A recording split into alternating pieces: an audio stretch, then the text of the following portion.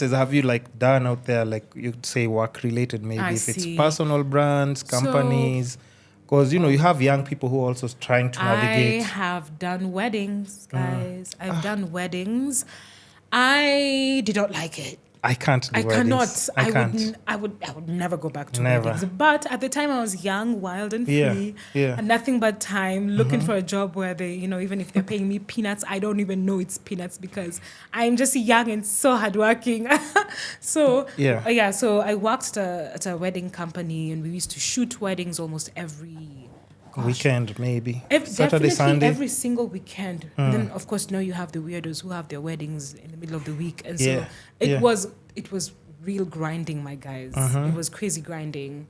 A whole day at the wedding, you're standing from 6 a.m. to 11 p.m. I mean, it was the ghetto a bit. Not even a bit. It was really crazy. But it did teach me a lot. I wouldn't lie. Those are the experiences. We were talking backstage. Can I say backstage? Yeah. We were talking backstage about these rough experiences that really have made us who we are They today. shape you. And this is one of them. Like, me working at that place was really difficult. I had a wonderful boyfriend at that time who I couldn't keep because I was just constantly too busy. Oh, wow. All of my relationships suffered, including my relationships with my family, because I'm constantly at the office. I would go home only on the weekends, and sometimes I could even be on my way home, and then I'm called when I am on my way home. We have something else. Something has come up. You have to come back to the office. And me, what do I do?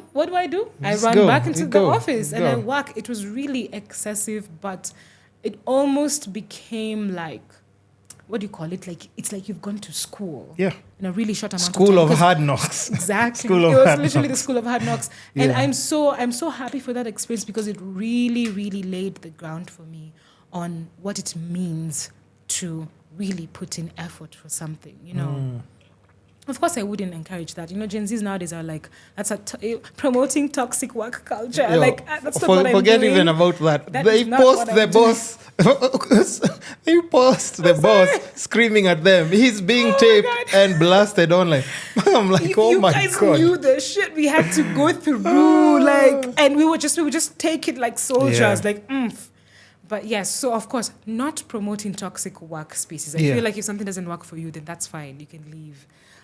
It's all a choice at the end of the day, But also, I think, Gen Z, like what I would say, like maybe about just how they work. Yes, they need to understand, like they have way much better opportunities right now. 100. The opportunities are crazy. But I don't think they have the backbone for that. Because, like, you see, everyone is talking about, like, toxic work environment. I'm like, do you understand what toxic means? Do you understand what toxic means? And the truth is, And ask, in fact, even without even just talking about, like, toxic work environment, ask anyone who has to check in a job at 8 and leave at 5. Just ask them about that experience. You'll understand why they get home and just sleep. They don't want to do anything else. They have no time for anything else, And we're not even talking about people who are doing like overtime. With creative, you'll be told you're leaving the office probably 11 at night because you have to put in like extra hours to finish editing something. We're expecting you to do this. We don't have any other person. Okay, you're the youngest. All those things. You know how it goes. So I don't think they have the backbone, but the backbone is really important. It's really important. In fact, if you come out of a work experience that has a lot of pressure, if you ever go to do like something else on the side, like whether it's a business or work on your personal brand, you'll understand the importance of like putting on those extra hours. Yep. Yeah, 100. you'll understand why. It'll even be easier for you to put in extra hours for yourself. Yes. Because you've done it. You've had practice, literally. Yeah. What you're having is practice on how to really grind when it's necessary. And now you're doing it for yourself. So now your chances of succeeding are crazy. Way higher. Like 10x. Yeah. That's why it's important for those experiences. So to answer your question, yes. Yeah. I did work at that wedding production company that really shaped me. And then worked at a few other companies after that doing documentary. Actually, documentary film production is really what feeds me, like, if I'm honest. Nice. The other clients, like online content, I do have clients for online content. They're not the largest paying. Those ones are, a lot of people who are creating content for social media, etc., are they're not getting that much money out of it. The not return, crazy. It's not that for crazy. a lot of people, the return on investment is not that crazy. Like if I want you to make me reels, it's not like for every reel they post on their Instagram, they get paid 20K, so they're going to give you 10K or something. Yeah. So because of that, those are like my lowest paying. Like that handles utilities and everything. Yes, the little tiny things, the pretty things a little.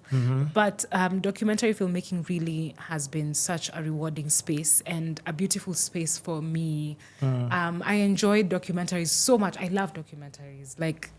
I love documentaries, and so being able, I believe you. So being able to do it and get paid for it is just a wonderful thing for me. So it's just that they are effort. Oh my God, guys! Creating documentaries, by the way, is quite effort. Like there's some people who've done a single documentary for 5 years. They've been doing it for 5 years. Do you know what it means? Do you know the amount of discipline that comes with that? Consistency so, of with course, everything. I'm personally not interested in doing a documentary for 5 years. I do love very short, quick, cool content. So, but I can be part of a huge documentary if they see a spot for me. So. And what would be, because I can tell